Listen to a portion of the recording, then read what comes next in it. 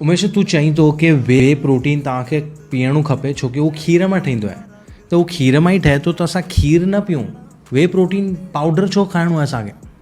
आयो लाल सभई चओ झूलेलाल। हिन सवाल जो जवाबु तव्हांखे हिन वीडियो में मिली वेंदो, ठीकु आहे।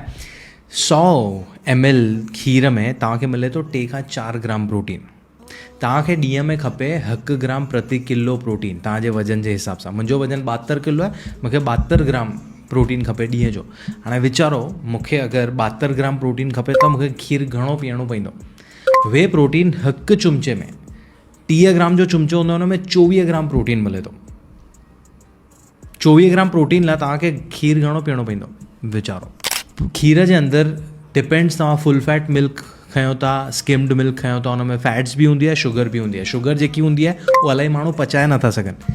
वे प्रोटीन आइसोलेट तव्हां खणणु वेंदा, हुन में लैक्टोस कान हूंदो आहे, तव्हांखे सुठी तरीक़े सां पची बि वेंदो, शॉर्टकट में तव्हांखे प्रोटीन बि मिली थो वञे। तव्हां चवंदा शुगर ऐं फैट जी ज़रूरु कान्हे, हा ज़रूरु आहे पाके, पर शुगर तव्हांखे सॼो ॾींहुं ॿियनि शयुनि मां बि मिले थी, तेल ऐं बादाम ऐं अखरोट, उन्हनि मां तव्हांखे फैट्स बि मिले थो, त छो तव्हांखे खीर मां खणणो आहे।